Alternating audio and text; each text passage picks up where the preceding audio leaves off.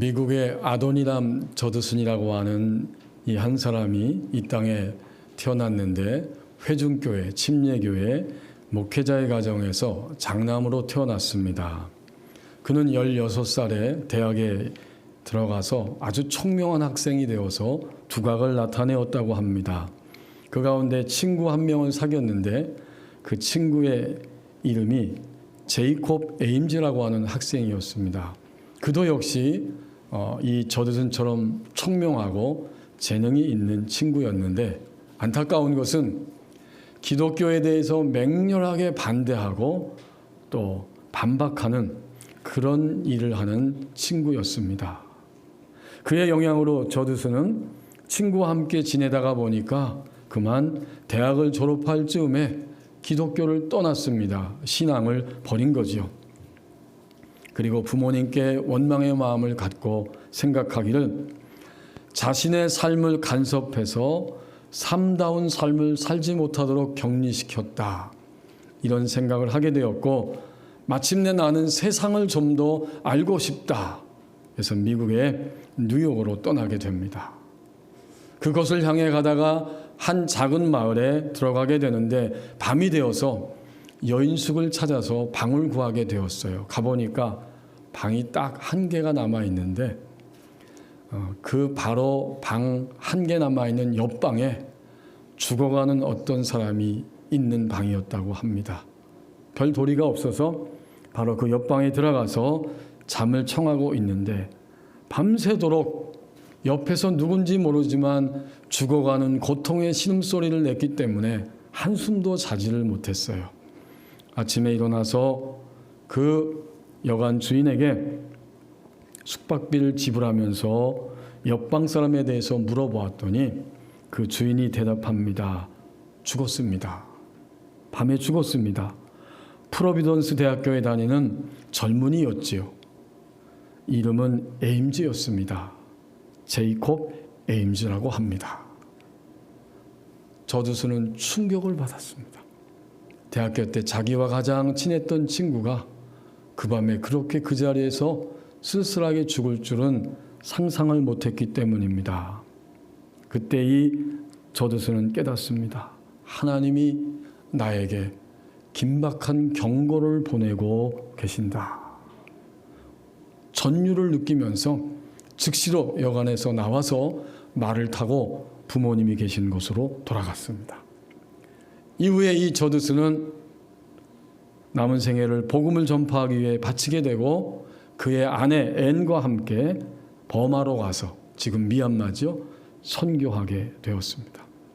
많은 선교기관을 설립한 것에 앞장서기 시작했다고 합니다. 그는 1788년에 출생해서 1850년에 하나님의 부르심을 받게 되었는데 그가 바로 미국 최초의 선교사가 된 것입니다. 교회 여러분, 우리는 하나님께서 모든 인생의 순간마다 2021년 매 순간마다 나와 함께 하셨다. 이렇게 하나님의 손길을 깨달을 때 하나님께 응답하는 자가 됩니다. 오늘 본문 1절, 2절이 바로 그 말씀을 우리에게 비춰주고 있어요. 다윗이 하나님께서 주위의 모든 원수를 무찌르셨고 나로 인해 궁에서 평안히 살게 하신다. 바로 그때입니다.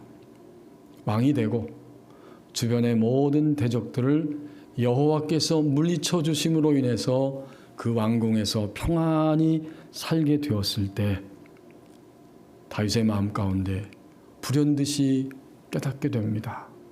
나는 이 왕궁에서 평안히 살고 있는데 하나님은 어떠신가? 하나님이 임재해 계시는 궤는 초라해 보이는 장막 가운데 그냥 방치되어 있다는 사실을 다윗 왕은 생각하게 되었습니다. 여러분, 2절에서 다윗 왕의 심정이 나타나죠. 나는 이라고 말합니다. 나는 백향목궁에 사는데 하나님은 저 초라한 장막 휘장 가운데 있도다. 이것이 다윗이 불현듯이 깨닫게 된 장면입니다. 이 백향목궁은 다윗이 예루살렘을 정복하고 드디어 거기에 들어가게 되었을 때 사무엘하 5장 11절에 있는 말씀처럼 두로왕, 바다 건너 해상에서 살고 있는 두로의 왕 히람이 다윗을 축하하기 위해서 와서 모든 재료를 다 동원해서 지은 궁인데 그 당시 최고의 건축물이었습니다. 하지만 하나님을 생각할 때 다윗의 마음은 송구함이었고 마음이 불편하게 되었습니다. 하나님은 저렇게 초라하게 계시는구나.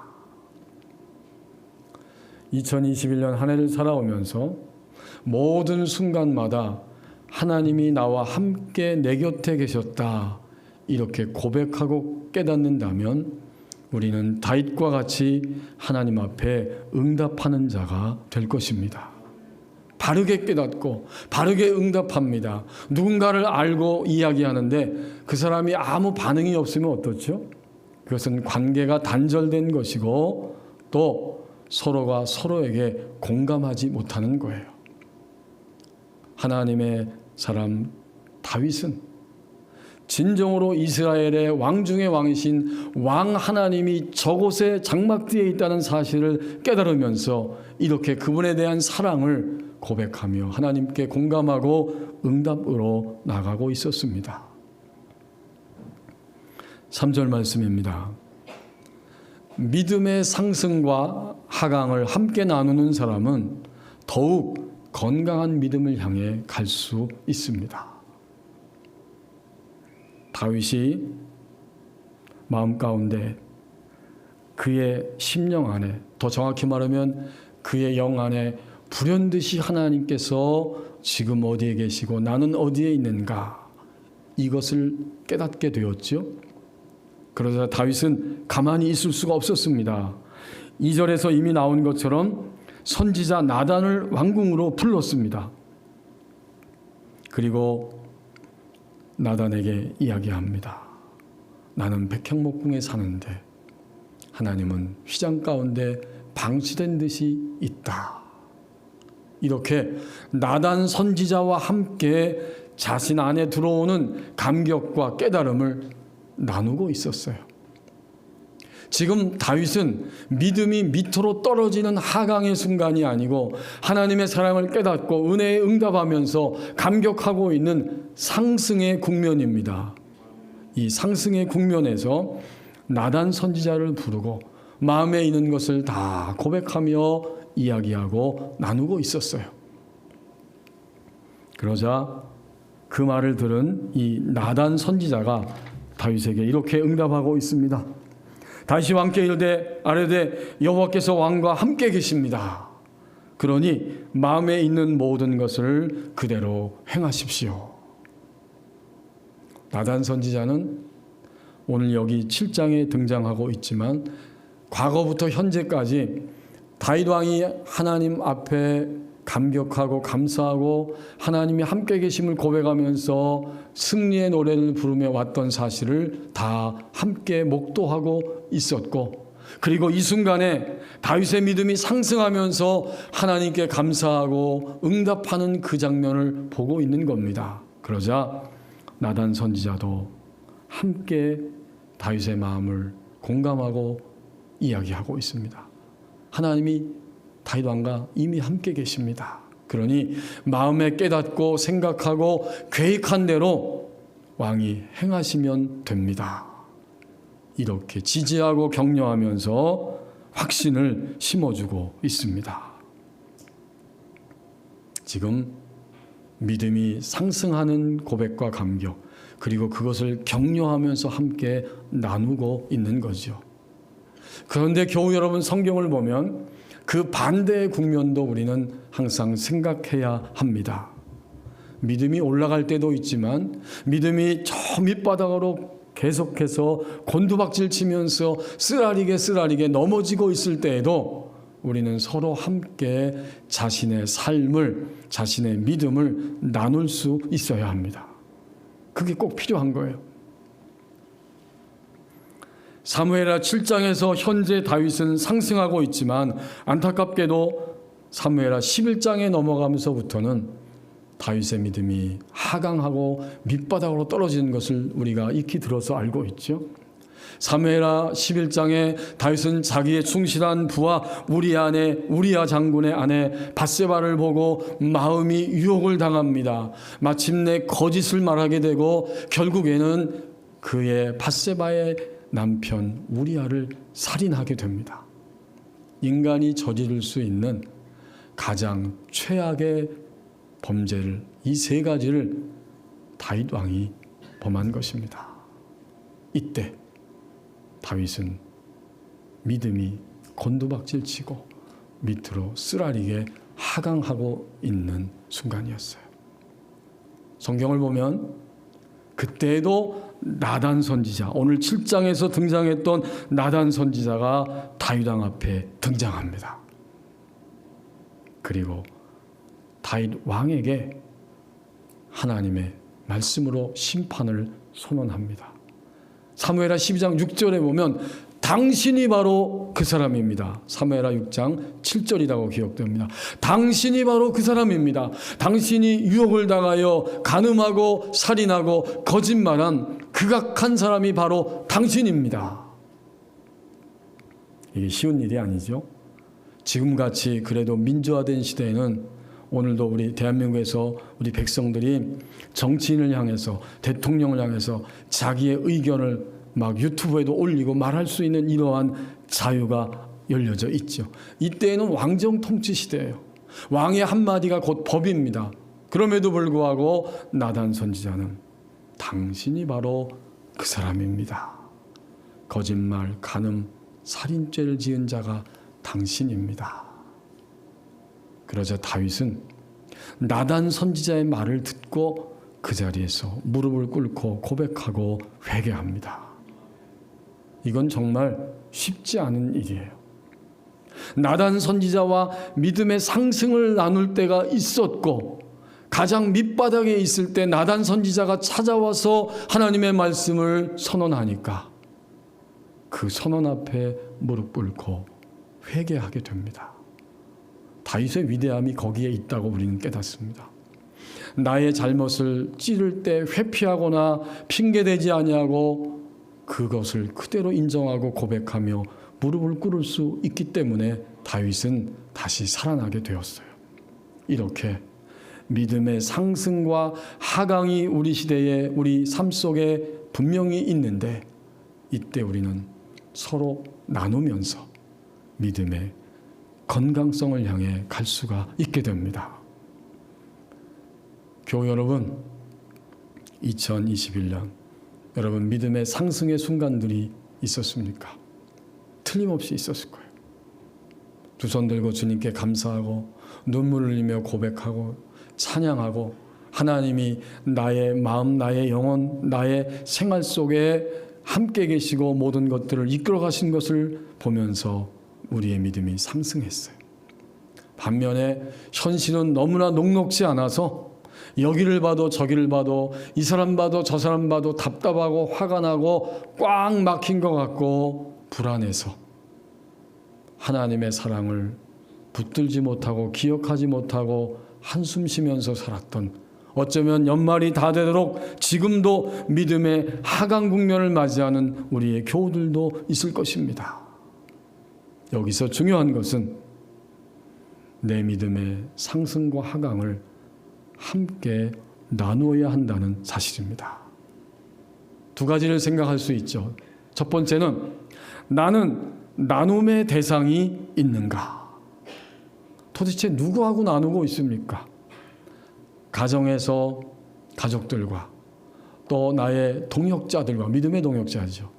그리고 교회 안에 우리가 목장 모임을 지금 제대로 하지 못하고 있지만 목장원들과 우리는 나의 믿음의 상승과 하강을 다 함께 나누고 있는가? 내가 가장 힘들고 급할 때 누구의 얼굴이 먼저 떠오르는가? 나눔의 대상이 있습니까? 올 한 해가 다가기 전에 이 질문에 우리는 대답하기를 바랍니다. 나는 나눔의 대상이 있는가?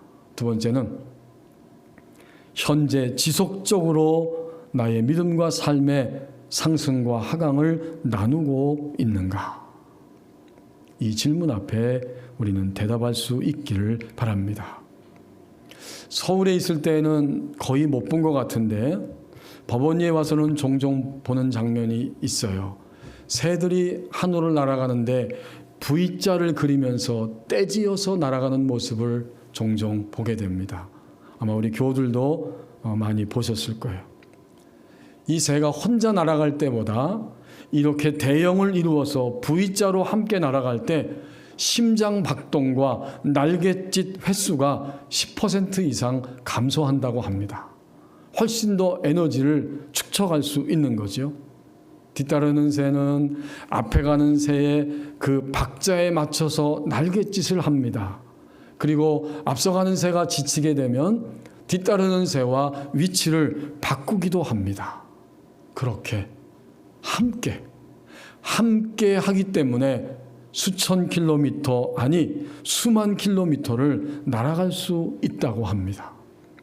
이와 같이 모든 하나님 만드신 피조물들은 우리 사람들을 포함해서 요새 우리가 혼밥을 먹는 사람이 많고 21세기 포스트 모던 시대에는 다 각자가 주인이기 때문에 내가 원하는 대로 하는 것이 진리라고 여기면서 사는 시대이지만 마음 깊숙한 곳에는 혼자가 아닌 나의 마음을 다 쏟아놓을 수 있고 주고받을 수 있는 누군가를 그리워하는 것이 오늘 21세기의 현대인입니다. 그렇습니다. 하나님은 인간을 모든 피조물을 창조하시되 홀로 서 있지만 동시에 함께 살 수 있도록 공동체를 이루며 살 수 있도록 우리를 창조해 주셨습니다. 이제 21년을 살아오면서 내 믿음이 건강하였는가? 어떻게 알 수 있어요? 믿음의 상승과 하강을 함께 나누는 사람이 있었는가? 반대로 말하면 나는 그러한 사람이 되어서 21년을 지금까지 살아왔는가? 그것이 기준입니다. 상승 하강을 함께 나누는 사람이 있을 때 우리는 더욱 건강한 믿음을 향해 갈 수 있습니다. 이제 4절에서 7절 말씀을 보십시오. 4절에서 8절 말씀. 기도 응답을 확인하면서 계속 새로운 믿음으로 형성됩니다. 4절에 보면 하나님이 다윗과 나단에게 응답으로 임하시는 장면을 볼 수 있죠. 그 밤에 여호와의 말씀이 나단에게 임하였다. 그리고는 다윗에게 가서 내가 너에게 준 계시의 말씀을 다 들려주어라. 이렇게 명령하셨고 선지자 나단은 드디어 다윗을 다시 찾아가게 됩니다. 아니 낮에 만났는데 그 밤에 다시 하나님이 계시하시니까 그 밤에 다시 다윗을 찾아간 거예요. 그것이 4절부터 8절까지의 내용이고 하나님이 오늘 8절까지 말씀을 계시해 주셨는데 그 나머지 장면도 다 하나님이 하신 말씀 가운데 들어 있습니다. 하나님이 다윗에게 이렇게 전하라는 겁니다. 5절에 보면 내 종 다윗에게 말하기를 여호와께서 이와 같이 말씀하시되 내가 나를 위하여 내가 살 집을 건축하겠느냐. 그리고는 나는 애굽에서부터 나의 백성을 구원해낼 때 그때부터 이미 장막에 성전에 거하면서 살아왔고 그리고 너희들 내 백성을 삼았고 다윗과는 언약 관계를 통해서 영원히 다윗의 위를 견고하게 할 것을 내가 이미 약속하였다. 그리고 다윗 내가 아니라 너를 통해서 태어날 내 씨를 통해서 내가 나의 나라를 견고하게 할 것이다. 그가 잘못하는 일이 있어도 사울왕처럼 내가 왕위를 뺏지 않고 너와의 언약 관계를 견고하게 지켜갈 것이고 그리고 결국에는 다윗의 후손을 통해서 태어나는 그 아기 예수 그를 통해서 온 인류가 나와 함께 언약의 관계 안으로 들어오게 될 것이다. 물론 하나님은 예수 그리스도의 탄생까지는 아직 본문에서 말씀하시지 아니하였어요. 그러나 계속해서 성경을 읽어나가면서 하나님이 다윗과 맺은 언약은 온 인류와 맺은 언약임을 깨닫게 되고, 마침내 하나님은 인간이 세워놓은 장막 아니면 솔로몬을 통해서 세운 성전 건물에 거하시는 것이 아니라 예수 그리스도의 죽음과 부활 이후에는 인간 심령 안에, 영 안에 거처 삼고 심령 성전 안에 들어오게 되신다. 거기까지 계시를 확대해서 성경을 통해 알려주시는 겁니다. 이런 내용을 다윗에게 들려주라는 거예요. 다윗은 나단 선지자를 통해서 이 말씀을 다 듣게 되었습니다. 그리고 나단과 다윗은 하나님의 기도의 응답을 그 밤에 확인하게 되었어요. 여러분, 이 4절에서 8절 말씀을 통해서 우리는 나의 2021년 기도 응답을 확인해야 한다는 사실을 깨닫게 되는 겁니다. 내가 여러 가지 기도를 드렸어요. 나는 어떤 기도를 하나님 앞에 응답받았을까? 오늘 내가 그것을 확인해야 됩니다. 그러면서 우리는 이 기도 응답을 생각할 때 또 두 가지 측면을 깨닫게 됩니다. 먼저 평소에 내가 하는 말이 그게 곧 나의 기도입니다.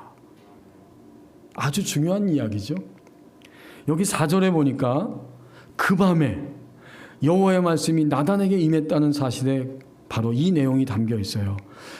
그 낮 시간 동안에 나단과 다윗 왕이 서로 대화를 주고받았지요. 나눈 거예요. 상승의 국면에서 나눈 거예요. 그리고 나서 밤이 되었는데 하나님이 다윗과 나단의 이야기를 다 들으셨어요. 그들의 대화를 다 듣고 그날 밤에 바로 말씀하시는 거예요. 여러분, 이것이 기도입니다.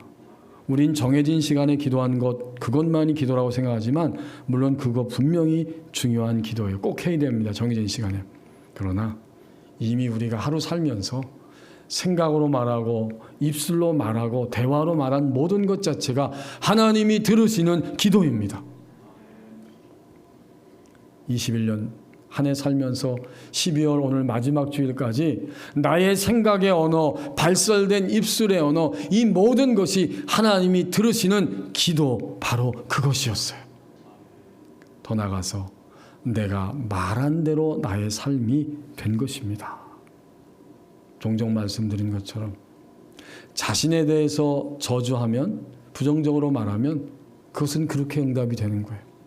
하물며 가족과 친구들과 누구를 향해서 내가 저주의 생각과 말을 품고 그 말을 쏘아대면 그건 그대로 되는 겁니다.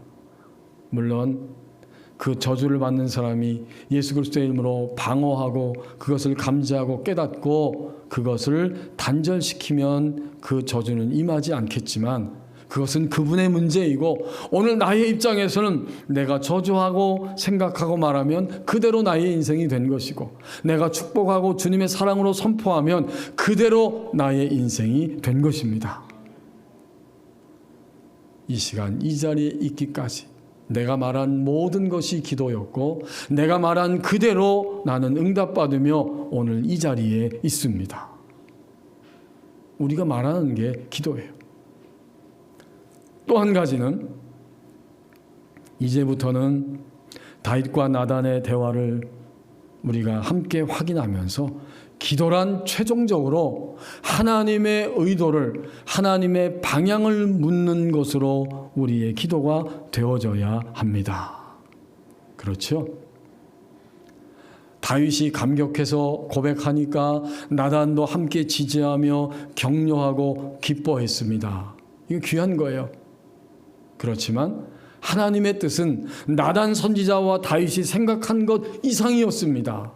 내가 짓는 건물 성전만 생각했지만 하나님은 그건 넘어 인간의 영 안에 찾아오시는 심령 성전까지, 영원한 언약의 자리까지 하나님의 뜻을 밝혀주시고 있습니다.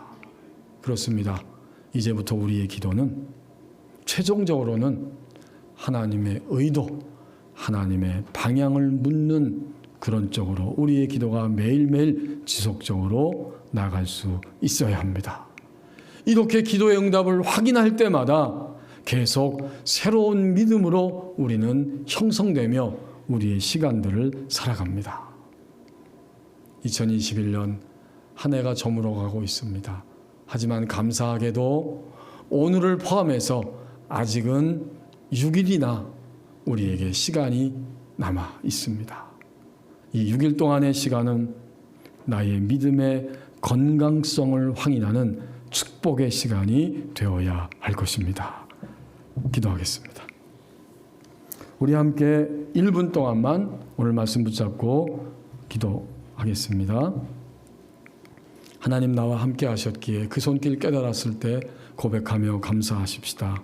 내 믿음의 상승 하강을 함께 나누는 가운데 건강한 믿음을 향해 나가길 원합니다.